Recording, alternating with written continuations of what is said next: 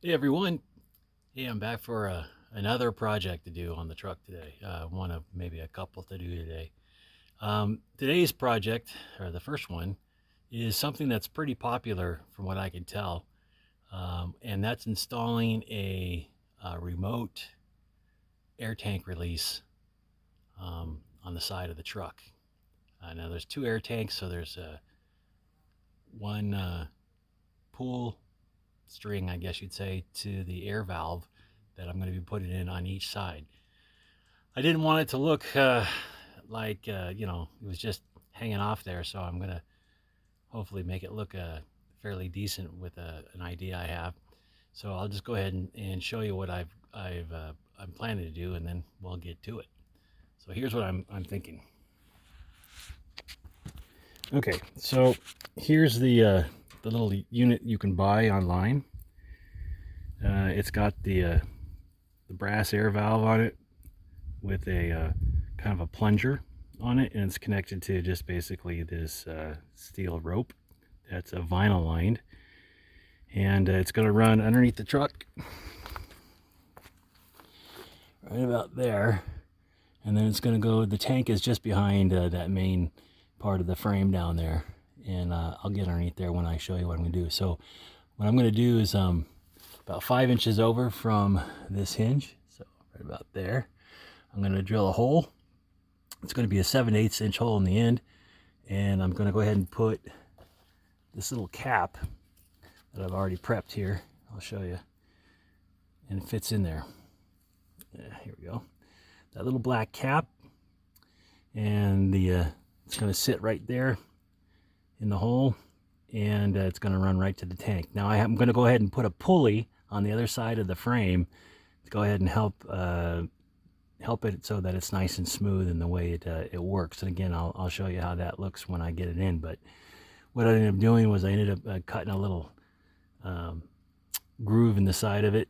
First, I drilled a little bit bigger than an 1/8 inch hole, I believe, for the wire to fit in, and then I used a Dremel tool just to kind of notch it right there so I could slide it in.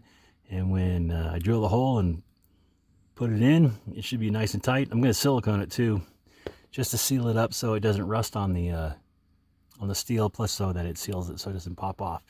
What I don't have currently is something to hold the loop flat against the bed. You know, it's going to be sticking out like this, and the last thing you want to be doing is on the trails, it catches a branch or something, then yanks it and starts bleeding your hair out, especially if you're going down a hill or something. That would be bad. So I'm going to go ahead and go to the hardware store and find some kind of locking clip that'll pin it to the side of the bed like this, or maybe like this. There we go. When I'm driving, so that it doesn't get hung up on something and get accidentally pulled. So let's get started. And that's a lot of steel, wide boy. That's about 1/4 inch of steel I'm going to drill through. I already kind of prepped the other side to make sure that everything worked. So I'm going to show you this side because I haven't done it yet. So here we go. Okay, now we're going to go ahead and measure this first and mark it so that it shows it properly. And I'm going to go ahead and show you a tool that has been invaluable. In fact, I don't even remember how much it cost, but whatever it was costed or cost, it was worth the money. This is a impact punch, and the way this works is there's a spring inside here, and when you put it against something and you push it, it's almost like cocking a hammer on a gun almost. And at a certain point, it releases it and shoots this tip into whatever you're doing. And what that does is it creates a dimple. In this case, it's going to be against the metal, of course, but you could use it against plastic or whatever.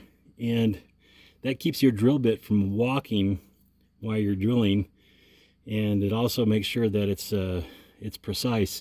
Now, for instance, when I did the courtesy lights on the doors, that's a real precise operation. You have to cut the hole just right, and then where the screws go, you got to get those almost perfect for that to fit right. And this little tool is the idea for that, and it works great. And if you don't have one already, you need to get one, because everything on these trucks is metal, and if you need precision when you're drilling, this is the tool you use. So I'll show you how that works. So let's go ahead and measure it. So we're going to do 5 inches over, because that's what I did on the other side. And then I'm going to center it. There we go.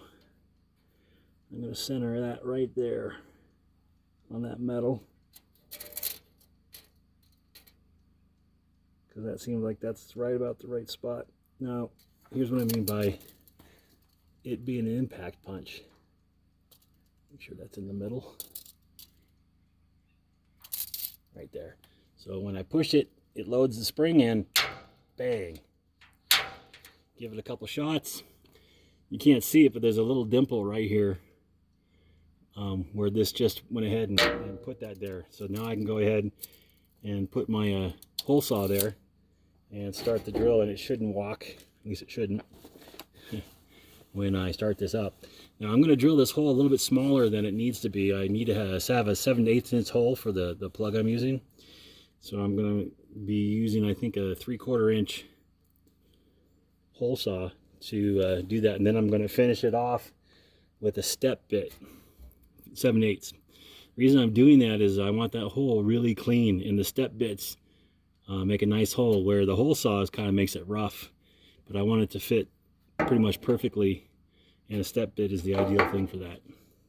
So like I said, this is a pretty thick piece of metal here that I'm going to be drilling on. So it takes a minute.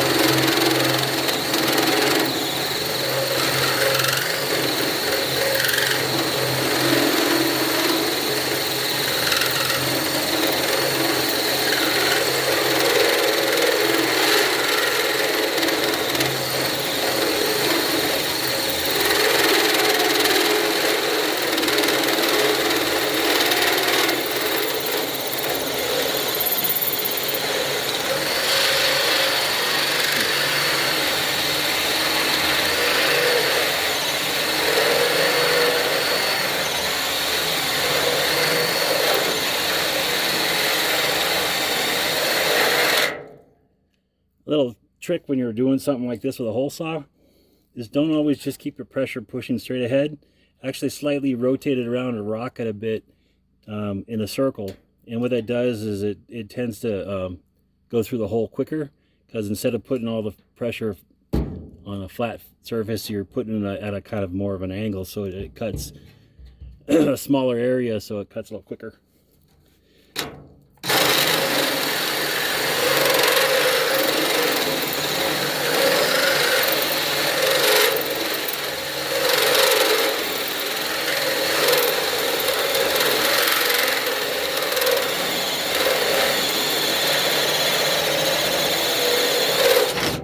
There we go.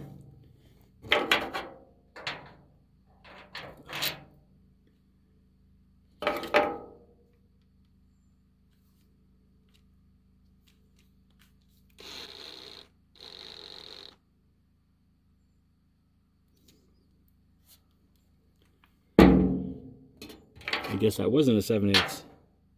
It was a little bit bigger. Well, hopefully that fits. I thought it was. Let's see what we get here.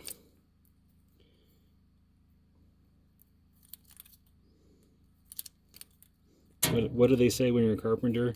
Measure once, measure twice, cut once.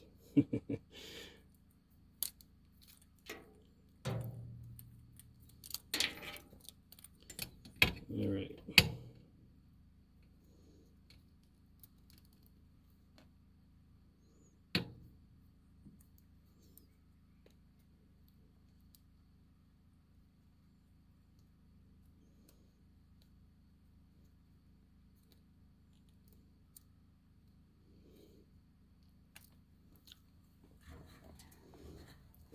Let's see if we can get that through there.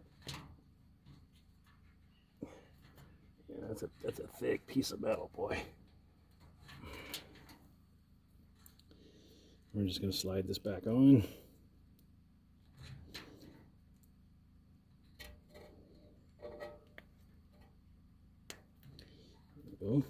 Yeah, that works. Okay, so you can see what's going to happen here is that it's going to hold it nice and clean against the side here, and it's going to get glued, so that won't happen. So as I pull this, it basically comes right through the hole, and like I said, I'm going to get a clip that's going to hold this right against the side here so that it doesn't pop out like that. So make sure you get the right size bit when you're doing this. That still worked. Okay, it's going to work all right. Okay, so now what we're going to do is we're going to go underneath, and I'm going to show you what I'm going to do with the pulley and how I'm going to mount that on there.